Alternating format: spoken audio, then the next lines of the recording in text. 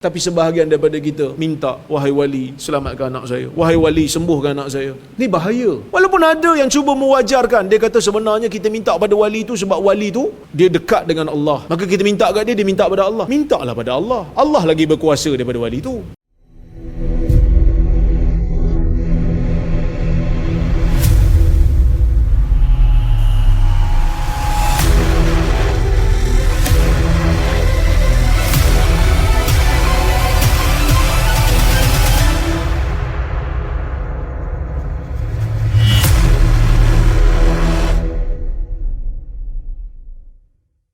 Mereka itulah, golongan ahli kitab itulah, golongan Nasrani itulah, apabila mati di kalangan mereka orang saleh, banau ala qabrihi masjidah, mereka bina di atas kuburnya masjid, mereka bina di atas kuburnya tempat ibadah.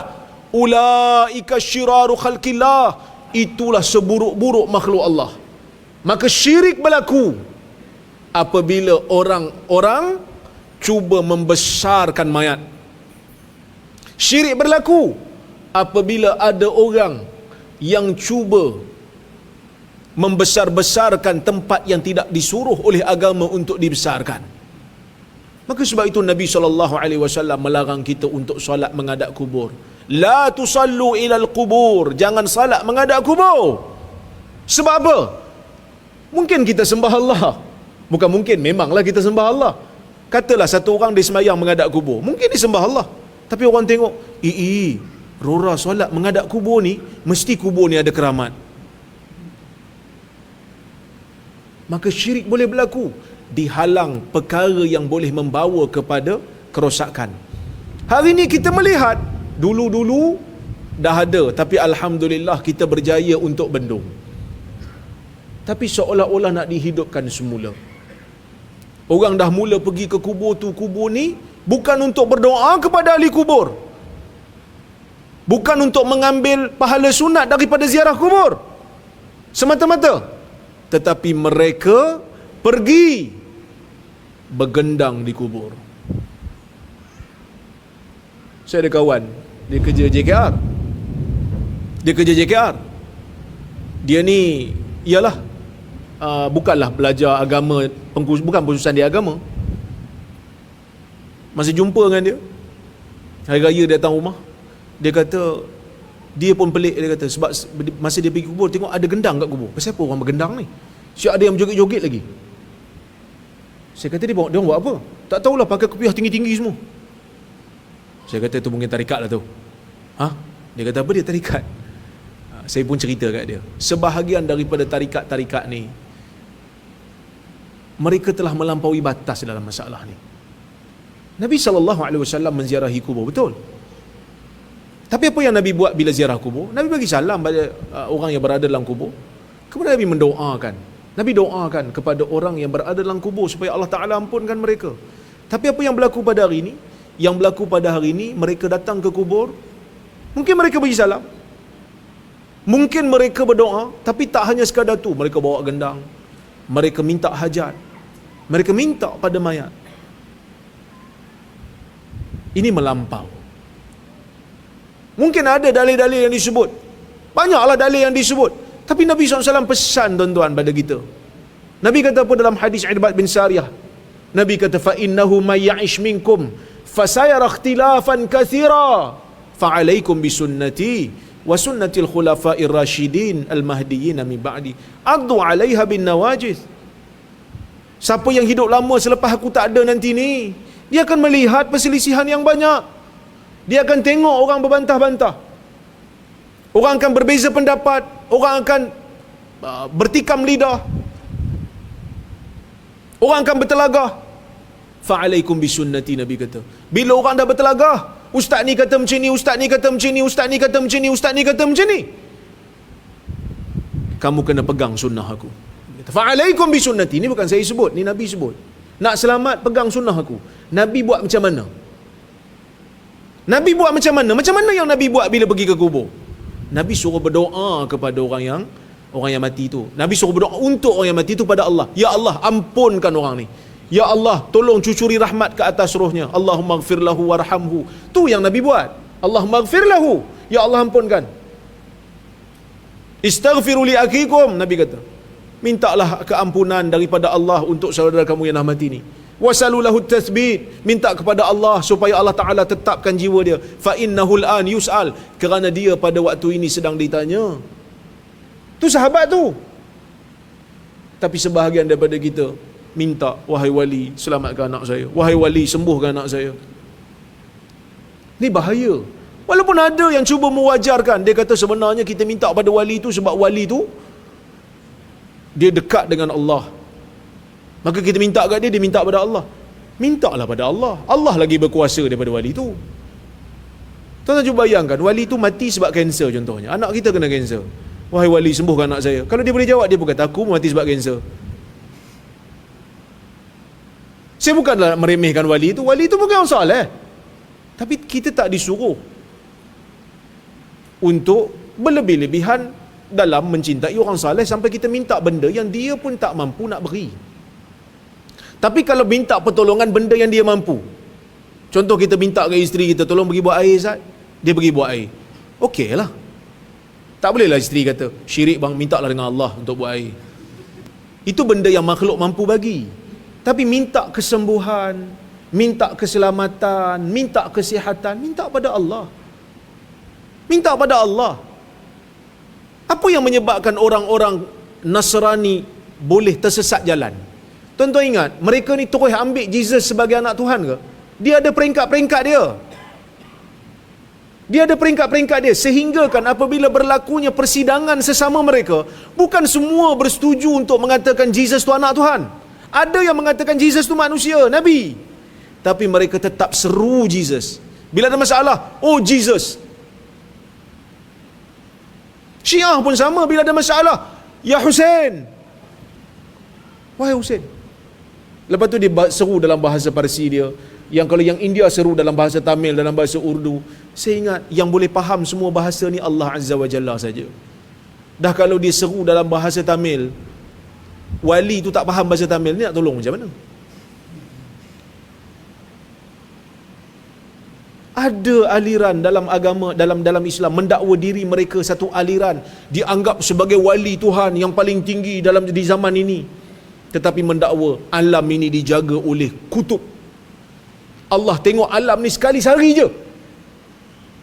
Yang lain semua wali kutub yang jaga. Masya Allah. Ada orang boleh percaya benda ni. Tapi mereka bersalut di atas nama agama, nama Islam. Tu yang bahaya. Jangan melampau dalam mencintai orang saleh. Kita disuruh untuk sayang orang saleh, betul. Tapi apabila mereka mati, telah berlaku di zaman umat Nabi sebelum daripada kita, iaitu umat Nabi Nuh. Mereka melampau terhadap Wad, Suwa', Ya'uq, Yaghuth wa Nasr. Orang-orang saleh yang apabila mereka mati dibina berhala untuk mereka. Pada mulanya untuk dihormati, untuk mengambil semangat. Orang saleh bila mati dibina patung. Ibn Abbas kata dibina patung untuk mereka, sekadar nak ambil semangat beribadah supaya terus bersemangat. Lama-lama habis satu generasi, disembah, diagungkan lebih daripada had. Ma na'buduhum illa liyuqarribuna ila Allahi zulfa. Orang musyrikin di zaman Nabi Muhammad sallallahu alaihi wasallam, orang musyrikin apabila disuruh untuk sembah Allah, tinggalkan sembahan berhala. Mereka kata apa? Kami bukan sembah berhala ni melainkan hanya untuk mendekatkan diri kami pada Allah. Haula'i syufa'auna indallah. Mereka-mereka inilah semuanya sebagai perantara antara kami dengan Allah. Orang musyrikin bukan tak percaya dengan Tuhan. Orang musyrikin nampak kebesaran Allah apabila Allah menghantar burung membinasakan Abrahah, sehingga mereka panggil tahun tu sebagai tahun gajah lagi. Tapi apa masalah Quraisy? Masalah Quraisy ialah menyeru kepada selain Allah. Mereka seru juga Allah. Mereka percaya kekuasaan Allah, mereka percaya kebesaran Allah, mereka percaya Allah Ta'ala yang memperjalankan bulan dan matahari. Tapi mereka seru-seru pada selain Allah. Ini masalah mereka.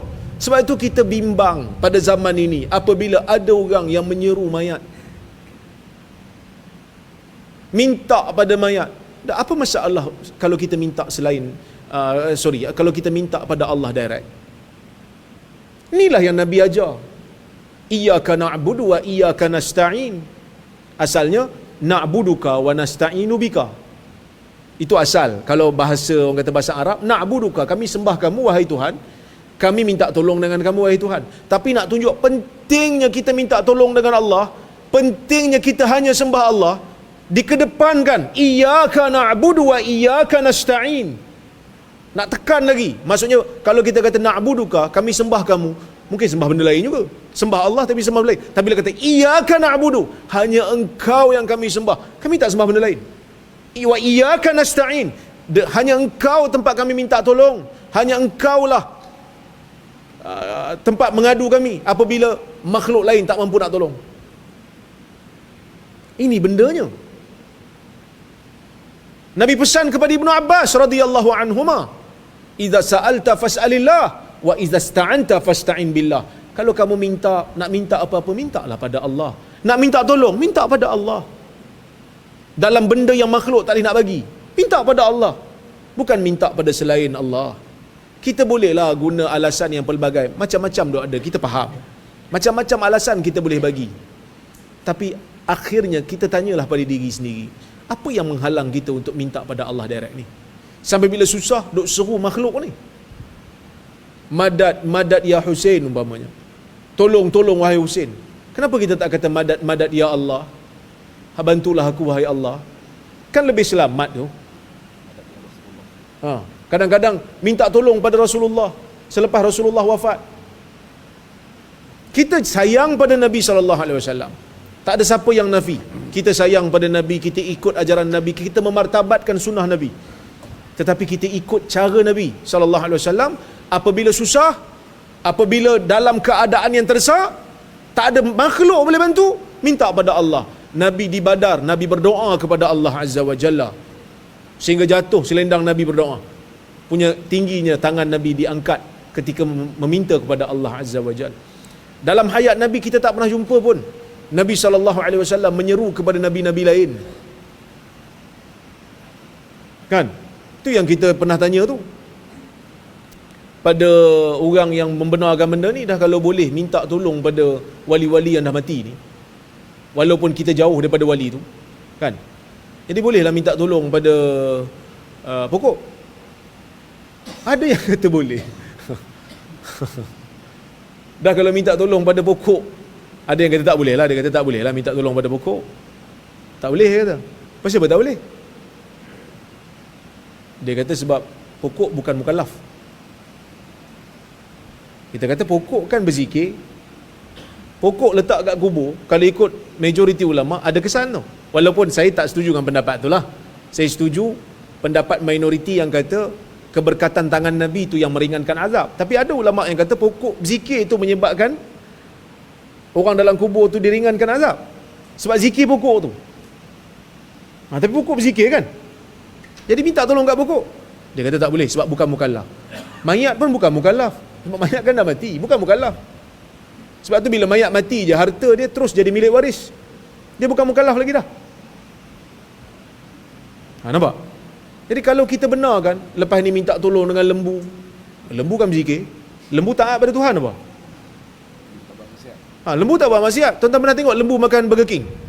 Lembu makan rumput. Tuhan kata makan rumput, dia makan rumput. Daripada awal hidup dia, sampailah dia nak disembelih, makan rumput dia. Tak pernah kita tengok hari ni kita beratur kat Burger King, lembu kat depan. Lembu, pasal apa kau beratur macam ni? Aku dah jemur makan rumput. Tak pernah. Lembu taat pada Tuhan, tak pernah derhaka. Minta tolong dengan lembu. Wahai lembu, selamatkan saya.